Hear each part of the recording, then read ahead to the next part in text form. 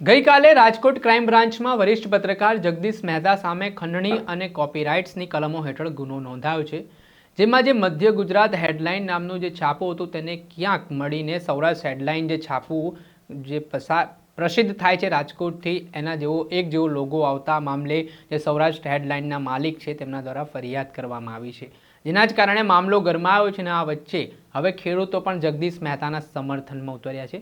સુરેન્દ્રનગરના એક ખેડૂતનું નિવેદન સામે આવ્યું છે ને જેમણે જગદીશ મહેતાનું સમર્થન કરતા શું વાત કહી છે, વિગતે વાત કરી.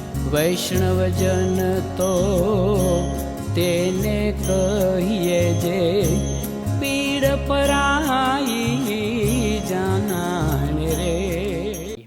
નમસ્કાર દર્શક મિત્રો, નવજીવન ન્યૂઝમાં આપનું સ્વાગત છે. હું છું ફૈઝાન.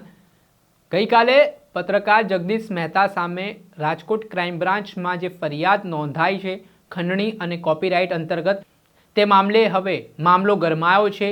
તમામ માધ્યમોમાં આ બાબતની ચર્ચાઓ થઈ રહી છે, ડિબેટો થઈ રહી છે અને આના કારણે અનેક પ્રકારના સવાલો સરકાર સામે ઉઠી રહ્યા છે.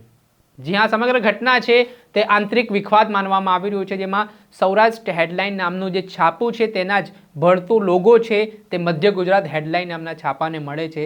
ને થોડાક સમય પહેલાં જે રીતે મધ્ય ગુજરાત હેડલાઇન નામના છાપા સામે દ્વારા કાર્યવાહી કરવામાં આવી, તેમના માલિક સામે ગુનો નોંધવામાં આવ્યો ને આ ઘટના બાદ સૌરાષ્ટ્ર હેડલાઇનના જે માલિક છે તેમના દ્વારા તેમનો લોગો કોપી કરવામાં આવ્યો હોય તે પ્રકારનો આરોપ મૂક્યો ને આ બાબતે તેમણે રાજકોટ ક્રાઇમ બ્રાન્ચમાં ખંડણી તેમજ કોપીરાઇટ્સ બાબત હેઠળ તેમણે ગુનો જગદીશ મહેતા સામે ફરિયાદ કરીને જેમાં ક્રાઇમ બ્રાન્ચે ગુનો દાખલ કર્યો. ત્યારે આ ઘટનાને લઈને ખેડૂતો હવે મેદાને આવ્યા છે. સુરેન્દ્રનગરના એક ખેડૂતનું નિવેદન સામે આવ્યું છે, જેમાં જગદીશ મહેતાના સમર્થનમાં તેમણે વાત કરી છે અને કહ્યું છે કે જે માર્કેટિંગ યાર્ડને લઈને જગદીશ મહેતાએ સવાલો ઉઠાવ્યા, જે ખેડૂતોની સ્થિતિને લઈને સવાલો ઉઠાવ્યા, તેના કારણે તેમને ખોટા કેસમાં સરકાર છે તે ફસાવી રહી છે. પહેલાં તો સાંભળો આ સુરેન્દ્રનગરના ખેડૂતે શું વાત કહી.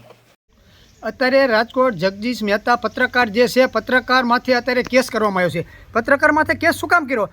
પત્રકાર તો જગદીશ મહેતા કહેતા હતા 2 મહિના પહેલાં કે અત્યારે જે માર્કેટિંગ યાર્ડ છે એ મામા કંસનો દરબાર છે, તો એ વખતે સરકારે ધ્યાનમાં કેમ ના લીધું? પછી બોટાદ યાર્ડમાં જ્યારે રાજુભાઈ કડાપડાની બધાએ મિટિંગ કરી અને પછી એમને ખબર પડી અને પછી 3 દી પછી પરિપત્ર કરી દીધો એમને સરકારે. તો સરકારને પહેલાં ખબર નથી. જે પત્રકાર સાચું બોલે છે ને એ પત્રકારમાંથી અત્યારે આ સરકાર કેસ કરી અને પત્રકારને દબાવવા માંગે છે. 1000 કરોડ રૂપિયા બાંટ્યા તો કેટલી વાહ કરે કે 10,000 કરોડ રૂપિયા ખેડૂતને સહાય ચૂકવી. તમે બિહારની ચૂંટણી લડવા કાઢ્યું 30,000 કરોડ રૂપિયા મહિલાના ખાતામાં 10,000 રૂપિયા નાખી દીધા, તો એ પૈસા ક્યાંથી આવ્યા? તમારે ગુજરાતના ખેડૂતને દેવાતા તમારી પાસે નહોતા અને બિહારમાં ચૂંટણી જીતી હતી, સત્તાની લાલચમાં તમે 30,000 કરોડ રૂપિયાનો ધુમાડો કર્યો છે.